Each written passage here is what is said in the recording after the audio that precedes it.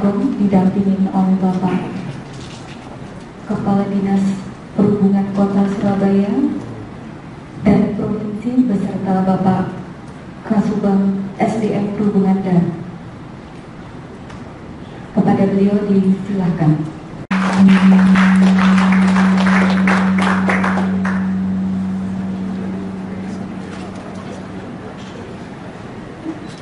Bismillahirrahmanirrahim. Assalamualaikum warahmatullahi wabarakatuh. Yang saya hormati, saya banggakan Pak Anton.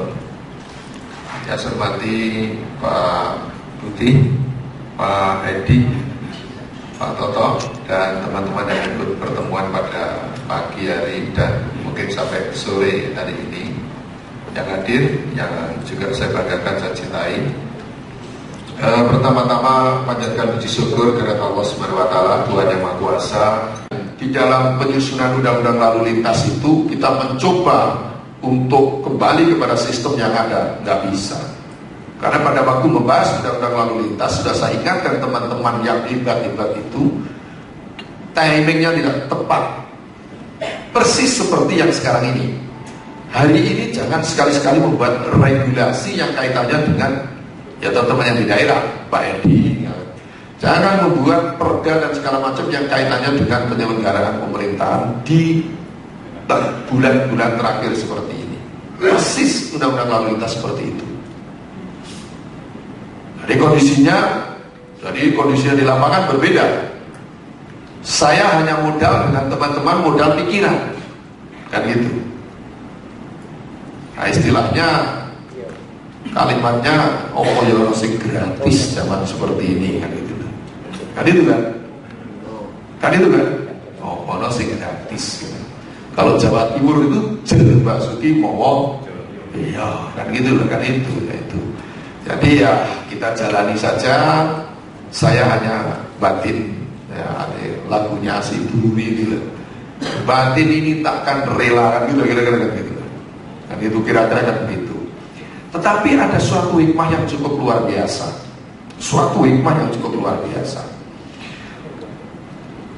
Yang saya anggap luar biasa ini, teman-teman kaget keluar undang-undang, tidak boleh menyidik di lapangan, tidak boleh ngawal segala macam. Begitu itu keluar, semua tidak dilaksanakan. Satu pun sampai hari ini tidak ada di koran itu pegawai perhubungan malang melintang di jalan, gak ada yang berani ngomong. Nggak ada kan sekarang. Kalau dulu kan pungli di sana, pungli di sini, nggak ada. Nah, justru nggak ada nih kesempatan ada membangun sektor transportasi jalan ini harus lebih baik. Gedung pengujian harus dibangun yang baik, alat ujinya ditetapkan, sistemnya online, sistemnya antara kabupaten satu dengan kabupaten lain. Jadi kalau di sini tidak lulus pindah ke sini, ya tetap tidak lulus. Sama-sama lulus yang dari temannya Pak Anton dari Tegal, mosok sini lulus, di sini nggak lulus, di sini diluluskan hanya karena amplop. Nggak boleh, harusnya ini korps penguji harus betul-betul dipegang.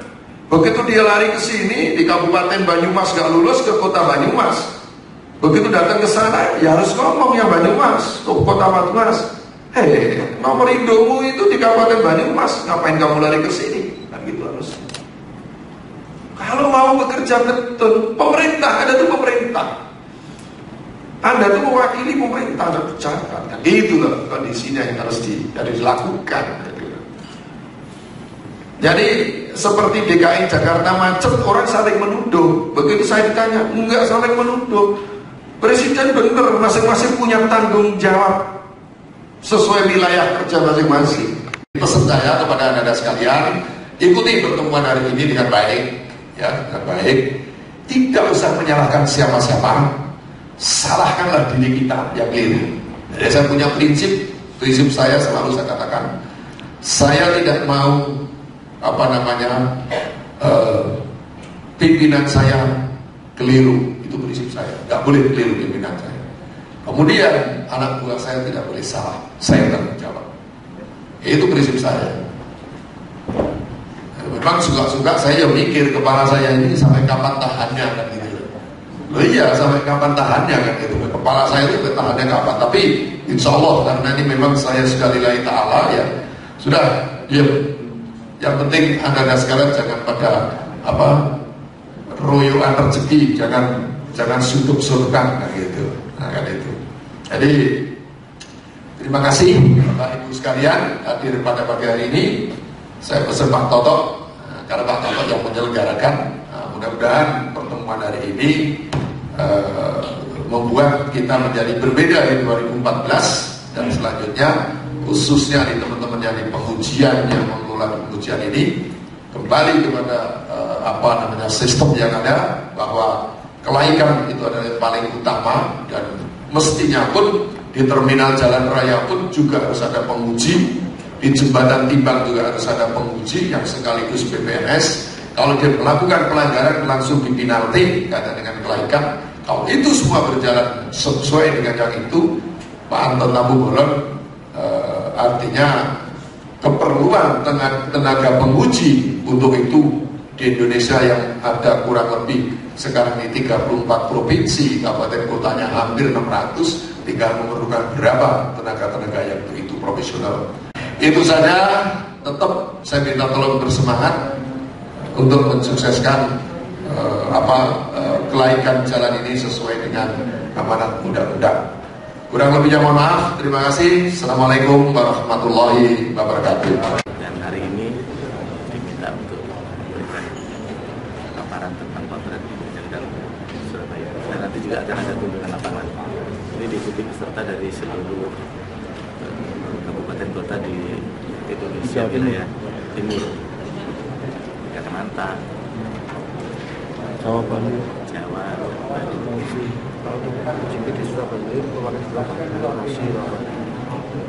ujian kendaraan bermotor ya sudah menggunakan ini sistem elektronik ya, sudah terkoneksi dengan komputer, jadi sudah tidak menggunakan manual kecuali praujinya yang tidak mungkin menggunakan alat. Prauji masih karena itu memang tidak menggunakan alat. Peralatan uji elektronik sudah terkoneksi dengan database di server pengolahan data secara komputerisasi sudah terkoneksi, sehingga seluruh nilai pengecekan fisik yang menggunakan alat elektronik itu tidak lagi di input manual, tapi langsung diupload melalui data elektroniknya. Assalamualaikum warahmatullahi wabarakatuh. Selamat pagi dan salam sejahtera untuk kita semua. Om Swastiastu. Pada hari ini kita akan mendengarkan 3 paparan narasumber. Yang pertama nanti akan disampaikan oleh Pak Anton Tambubolon. Yang kedua nanti oleh Pak Edi, dan yang ketiga nanti oleh Pak Suyadi. Untuk menyingkat waktu, saya kira kami akan mulai dengan paparan narasumber dari Pak Anton yang sangat terkait dengan sumber daya manusia di bidang pengujian negara produk ini. Assalamualaikum warahmatullahi wabarakatuh. Selamat pagi, salam sejahtera, Om Swastiastu. Saya terima kasih diundang memberikan pembekalan dalam acara sosialisasi ketentuan-ketentuan penyelenggaraan pengujian kendaraan bermotor di Indonesia. Jadi terima kasih atas undangan dan kesempatan yang diberikan kepada saya. Mudah-mudahan bermanfaat apa yang saya sampaikan ini, ya. Dan kalau NTB ngundang, saya hadir. Apa yang mau kita buat proyek untuk NTT, apa yang kita buat proyek SDM, hadir. Misalnya di belum ada dalam pipa saya, di dalam mata anggaran saya, akan saya rubah. Misalnya satu kelas di NTB, satu kelas di NTT, satu kelas di Bali, ya, kita akan buat. Surabaya juga demikian, Jawa Timur juga demikian. Kami siap, karena kami pelayan daripada daerah. Jadi kami menempatkan posisi sekarang pelayan dari daerah di 34 provinsi dan 504 kabupaten kota. 538 sekarang provinsi dan kabupaten kota. Data terbaru, Kalimantan Utara tambah 1 provinsi. Ya, demikian. Terima kasih. Wassalamualaikum warahmatullahi wabarakatuh. Terima kasih tahun 87. Di jabatan saya pernah di unit penimbangan kendaraan bermotor di pelabuhan, SDP pernah, di parkir, kasih pernah, terminal pernah, pengendalian operasional pernah, hampir semua di jajaran perhubungan saya pernah. Jadi jangan pernah sakit hati ditaruh di mana saja, dimanapun tugas harus disukai. Ada staf saya kemarin maju karena tugas di sini, mundurkan diri, bingung karena saya sakit-sakitan. Kalau sakit Anda nggak bisa jadi pegawai negeri, kan bumerang juga. Jadi tugaslah sesuai tugas, tugaslah dengan senang hati. Kemana saja saya ditugaskan, saya tetap disiplin, saya tetap hadir dan saya tetap seperti ini. Nggak kumus-kumus kan, peralatan saya kan bersih, tanya Pak ya ini di dunia saya ya. Mulai dulu bisa lulus 87 loh ya. Lanjut. Sekilas tentang Surabaya, terus ini Surabaya bersih Sidoarjo perbatasannya, Selat Madura. Lanjut, biar kita tahu ya, jumlah kecamatannya 31, ada 160 kelurahan, kurang lebih luas wilayahnya ini 32.000 km persegi lebih. Terus penduduknya sekarang ini sekitar 3 juta lebih penduduk asli Surabaya. Kalau siang hari 2 kali lipat mungkin kerja dari luar kota masuk Surabaya. Lanjut tentang dinas perhubungan. Terus dulu dinas perhubungan ini merger antara 3 dinas Pak. Keluarnya dinas perhubungan tahun 2000 ini, otonomi daerah tahun 2000 itu dari dinas parkir, dinas terminal, kemudian dinas KTLAJ yang dibentuk tahun 97 ya. Itu bergabunglah jadi tahun 2000 menjadi Dinas Perhubungan Kota Surabaya. Ini sertifikat kita ISO 9001/2008. Lanjut. Dasar hukum saya rasa tahu, Pak Yadi tadi sudah jelasin. Ini data wajib uji kami kurang lebih 88.000 kendaraan, baik JPP 3.500 maupun lebih dari 3.500. Seluruhnya ini. Ini PAD kami, capaian kita, Riung, Tandes, masing-masing hampir imbang ya. Kita tahun ini berapa Pak Budi semuanya? Berapa miliar? 15 miliar ya? 15 miliar satu tahun. Itu PAD. Lanjut. Ini PNSS ya, outsourcing, penguji kami ada Riung 2, 3, sedikit sekali. Penyelian cuma 2 cuma sedikit sekali. Nah, lanjut coba kita lihat. Ini loh masalah pengujian benar. Kendaraan bermotor terkesan rumit, memerlukan waktu lama. Yang tahu ya hanya maklar dengan penguji. Kemudian administrasi masih dilakukan manual dan belum terstandarisasi secara nasional. Lanjut kita lihat. Nanti kita kemudian. Yang pertama ini prologis Pak.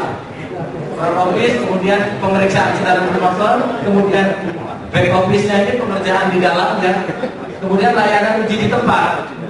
Itu yang kami lakukan. Coba yang itu Pak, administrasi mulai pendaftaran, jenis layanan kita bagi 2. Nah ini kan masih Surabaya Pak. Kalau nanti kurang bagus ya, ayo dibaguskan. Uji kendaraan, uji pertama, uji berkala, muka uji. Yang satu rekomendasi ubah bentuk, mutasi keluar, muka uji keluar. Ini kan semua begini ya Pak, ada ya Pak ya. Kemudian masuk, kena atribusi, cetak tanda terima, kwitansi, kemudian laporan PAD. Lanjut.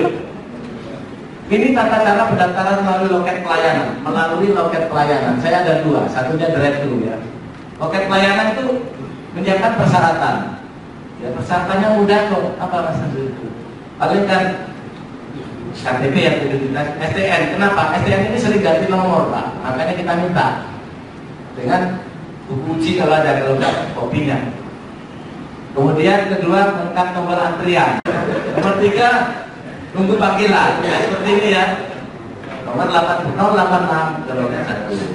Ini ada pembagiannya Pak. Ini ada administrasi, ujian apa atau uji rutin. Ada di sini kan nomornya.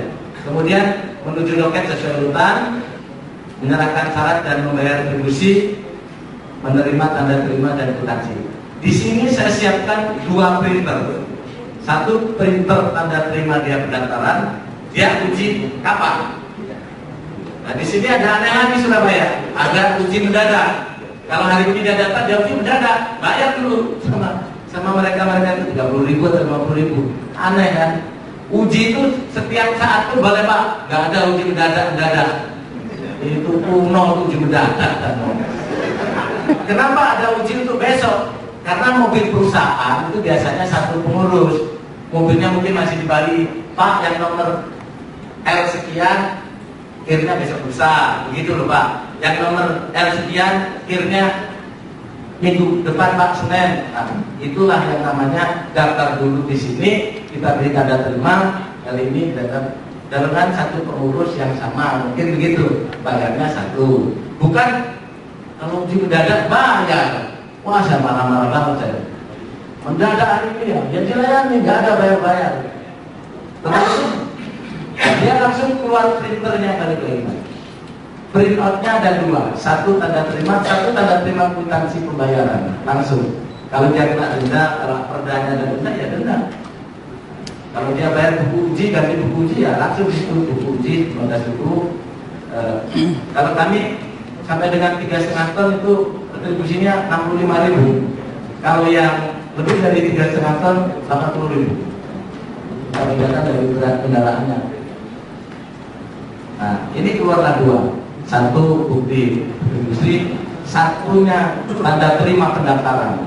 Nah kalau kalian terima orang daftar nggak kasih tanda terima ya salah besar. Buku uji enggak, tadi nggak tahu semua. Lanjut. Kemudian layanan drive-thru sama, menyerahkan berkas dengan uji. Buku uji asli serahkan, di input nomor kendaraannya, di situ dia keluar, dia kena denda ataupun dia sama tidak tamat keluar, langsung di sini dibayar di situ, bayar di loket ini. Bayar dia langsung masuk ke urutan pengujian di dalam urutan. Kemudian dia keluar membayar retribusi di sini juga dibayarnya. Kemudian menerima bukti pendaftaran langsung masuk terus di pemeriksaan. Keluar sudah terima uji. Ada tangan penguji ada di pos sudah. Mau ketok buku uji, ketok platnya juga sudah siap. Jadi di situ ada display. Nanti yang diketok nomor sekian, sudah dia ketok, itu masih jarak karena sudah lulus. Ya, coba lanjut. Ini drive-thru. Kemudian pemeriksaan kendaraan. Coba. Nah, dari alur proses saya rasa semuanya sama Pak Abel, jadi samalah dari pendaftaran, dari permohonan uji. Nah, dari sini pra-uji kami sudah menggunakan iPad untuk memudahkan. Kalau dulu kan bawa amprang itu. Tentang apa yang ini tidak ada. Pokoknya kita buat misalnya sistem kemudi, ya kita kodifikasi sistem kemudi itu apa misalnya. Kalau yang lolos nggak bisa dicentang, yang tidak lolos misalnya apa itu? Armnya kocak, terserah bahasanya apa, tapi dibuat satu aja, disepakati dulu. Ini ada yang bilang piring kocak, ada yang piring pecah, ada yang bilang peloran pecah, ada yang bilang laker pecah, laker piring itu kan sama saja. Kenapa yang miring itu yang piring atau yang itu disepakati dulu. Jadi sama kodifikasi sehingga pada saat evaluasi untuk misalnya yang tidak lulus sistem kemudi apa atau ban apa, ban gundul 2%, ada lagi ban tipis sekian persen, nah tipis sama gundul sama sebetulnya. Nah itulah perlunya satu bahasan. Setelah ini sistem keluar, hasil uji itu kalau tidak lulus harus dikeluarkan berita acara tidak lulus Mas. Jangan cuma gak lulus sama berarti kurang pakem. Enggak, harus ada berita acara ditandatangani penguji.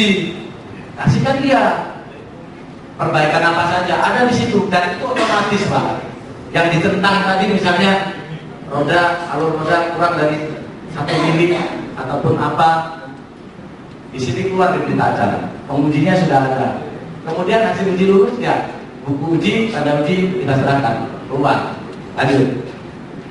Ini verifikasi kedatangan. Dia datang kalau di kendaraan BBM sudah kita mestinya smart card, tapi saya semangat nunggu nasional ya, karena smart card itu kalau nggak nasional nanti nggak bisa dibaca yang lain juga sayang gitu. Bukan Surabaya nggak bisa, mampu Surabaya cuma 88.000 aja kok. Ini kita kasih barcode, barcode ini sama aja sebenarnya, kuncinya kita pakai main tembak. Kita pakai tembak masuk, udah dibuktinya barcode. Kita sudah ada auto capture CCTV dengan nomor tertentu, jadi kalau mobilnya nggak datang, kepotret, penguji saya nggak tahu, ngakali saya. Ternyata banyak yang blank kan, nggak ada mobilnya tapi dimasukkan, ketahuan semua. Ya itu hasilnya pindah semua itu. Lanjut. Ini contohnya. Nah, ini kan nggak ada mobilnya ini. Padahal datanya ada ini. Nggak ada mobilnya, artinya mobilnya nggak datang. Nggak bisa diakali saya. Kita pakai ID.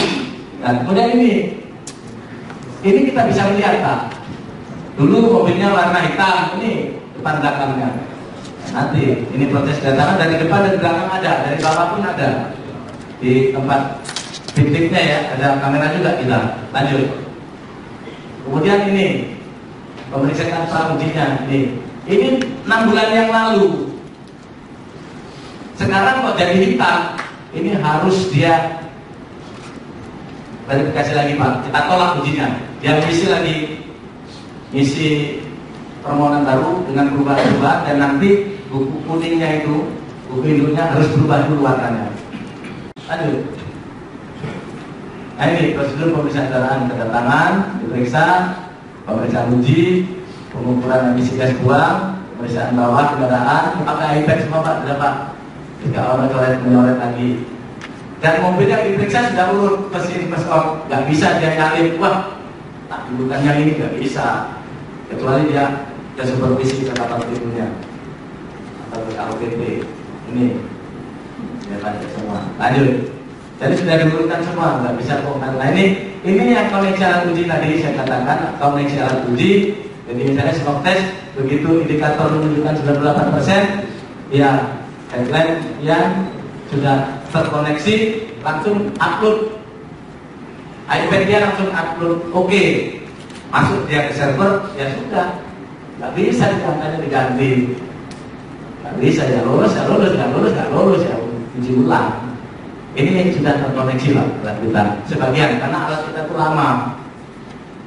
Untuk menerjemahkan ini kan butuh waktu juga, programmernya. Lanjut. Ini sudah terkoneksi Pak. Gitu. Kemudian dokumentasi antrian perusahaan uji, ini sebelumnya seperti ini. Sesudahnya, ini sebelumnya seperti ini kita kalau lihat dulu. Nah, sekarang sudah rapi seperti ini. Ya, terus ini pemeriksaan manual dulu. Sekarang sudah pakai iPad, enak, tentang selesai. Mungkin sudah banyak teman-teman yang di Surabaya. Lanjut. Jadi yang di back office-nya coba terus. Nah, penyerahan hasil uji di pos penyerahan, ya sudah di sini pos ini ada hasilnya, tanda tangan mereka print keluar penguji. Ini penyerahan hasil uji langsung buku uji atau tidak lulus, entah cara kalau lulus uji ya buku uji, nggak lulus tidak. Nah, ini yang dicek bisa cepat. Lanjut coba kita ubah proses komputerisasi sudah, dikit sudah. Lanjut. Ini Pak data ini buku kuning. Ini matriknya nggak karu-karuan, ini matriknya notonnya di ikatan penguji kita. Nggak harus sampai lembar waduh besar banget. Saya rubah Pak, dengan teman-teman saya panggil aja penguji tertentu, saya tanya aja minta penjelasan. Ini data digital tapi ya sudah kecil, coba lanjut. Nah ini saya rubah Pak, buku kuning ada, tetap tidak mengurangi warnanya. Bisa nanti saya kasih contohnya satu-satu. Yang satu ini data riwayat kendaraannya Pak. Jadi tidak perlu kita print mobil ini mulai tahun 1980, tidak perlu. Mau di print 2 tahun terakhir, ini aja lah kayak bank dulu rekeningnya. Nah inilah data induk inilah yang harus dirubah. Ini buku kuning itu saya ganti nih Pak. Lanjut. Layanan uji di tempat kita online. Lanjut. Ya seperti ini. Ini tadi mungkin Pak Toto mungkin bisa bagikan kendaraan berbudget keliling ini aja daerah-daerah Pak yang penting. Daerahnya kecil tapi singkat bisa ke sana gitu. Karena daerah itu jauh-jauh, nggak mungkin dia mau mentir. Kalau enggak, perhubungannya yang datang. Ini cukup lengkap kok Pak. Kita juga pelayanan online. Kita kalau taksi kita yang di sana, kita uji di tempat. Coba lanjut. Ini datang dimanapun bisa karena sudah online kita. Dia besok tinggal datang. Kenapa? Seneng Pak datang di sini. Wah enak namanya nggak dicegati maklar, nggak dicegati apa. Jadi datang sudah mobilnya aja di sana. Kalau di sana kan dicegat maklar. Masih di tol itu tahu maklar itu udah penciumannya tajam. Tajam penciumannya. Lu dicek lain Mas. Oke, kadang-kadang diikuti sepeda motor itu. Uji Pak ya. Udah Pak, jauh itu. Padahal kita sudah sampaikan, ini banyak teman-teman yang biasa bilang, kalau kita itu dihujat masalah maklar nggak habis-habisnya. Tapi tolong diekspos. Kita sudah sampaikan bahwa ada syarat-syarat yang kita pampangkan, ada pelayanan di situ. Lanjut. Nah ini peningkatan sarana-prasarana itu penting. Coba kita lihat. Dulu seperti ini pengujian kita, sosok pengujian sebelum perbaikan. Jadi setelah saya Pak, ya pokoknya saya ini tak dukur-dukur ya. Enggak memang iya, gimana lagi? Saya minta pasarnya dirubah.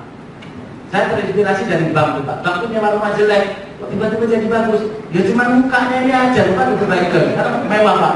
Dalamnya tetap Pak. Lu dipukulin tapi kan lain Pak. Oke makro ini makro ini coba lanjut. Nah. Ini dulu seperti ini Pak, nongkrong-nongkrong di sini jendela-jendela dan itu dalam. Akhirnya kita rubah jadi begini Pak tampilannya sekarang. Asli. Taman jangan lupa Pak. Ya ruang tersejuk di dalam itu waring. Lanjut coba.